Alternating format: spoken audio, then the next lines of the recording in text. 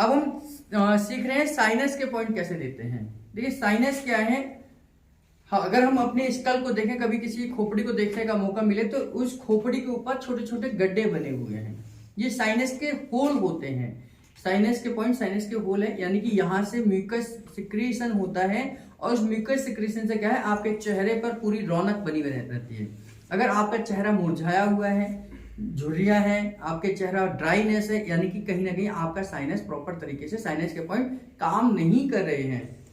और अगर साइनस के पॉइंट काम नहीं करेंगे तो आपको उन पॉइंट्स में दर्द भी हो सकता है।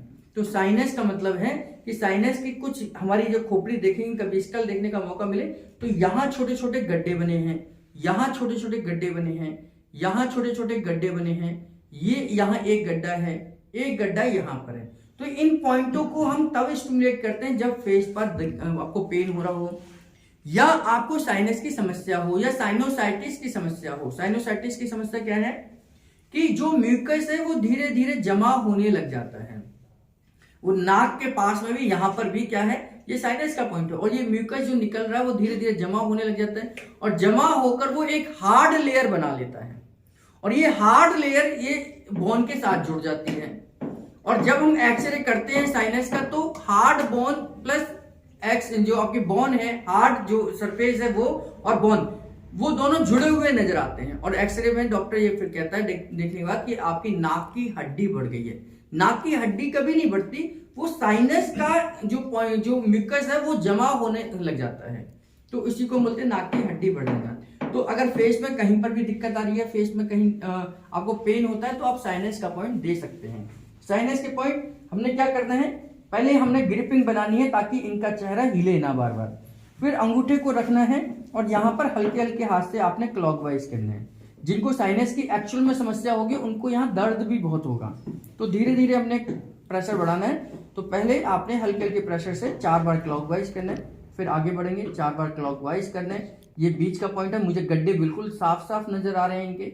फिर आगे बढ़ेंगे, फिर यहाँ एक गड्ढा है, यहाँ पर क्लॉकवाइज किया, तो 3 पॉइंट तो यहाँ बनते हैं, एक आईब्रो के बिल्कुल जहाँ पर मिलते हैं आईब्रो, फिर दूसरा पॉइंट बीचों बीच और थोड़ा सा और अच्छी जगह। तो ये साइनस के आईब्रो के ऊपर ये पहले पॉइंट हो गए। इसके बाद एक ठीक नाक आंखों के बीचों बीच यहाँ पर ये साइनस का ये गड्ढे हैं, देखो मैंने यहाँ रखा है, मुझे गड्ढे पूरे महसूस हो रहे हैं, तो यहाँ पर क्लॉकवाइज करना है। फिर इसके बाद ये दोनों नाक के सेप्टम जहाँ मिलेंगे, ये पॉइंट जो है यहाँ पर क्लॉकवाइज करना है 4 बार आपने क्लॉकवाइज करना है इस तरीके से।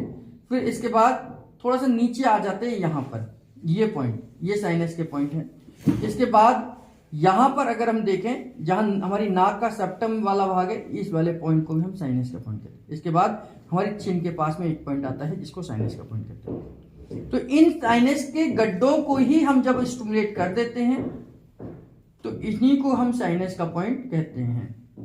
ये 3 बार आपने देने हैं।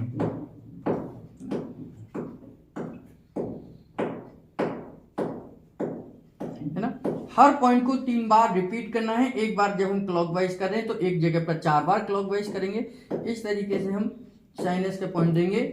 और इसके बाद अगर हम सिर हल्का दे दें पेशेंट को, सिर हल्का का पॉइंट आपको आता ही है, सिर हल्का प्रोसेस अगर हम वो कर दें तो उसके बाद पेशेंट को बहुत लाइट महसूस होगा, क्योंकि आपने सारे के सारे होल इनके खोल दिए हैं साइनस के पॉइंट। और इससे क्या है कि यहाँ सर्कुलेशन बढ़ जाएगा, म्यूकस मेम्ब्रेन अपने आप काम करने लग जाएगी और चेहरे पर रौनक आ जाएगी और चेहरे की जो ड्राइनेस है, मुरझापन है, वो भी खत्म हो जाएगा। साइनस के पॉइंट साइनस की समस्या में, साइनोसाइटिस की समस्या में दिए जाते हैं और ये साइनस के होल्स को खोलने का तरीका है साइनस के पॉइंट।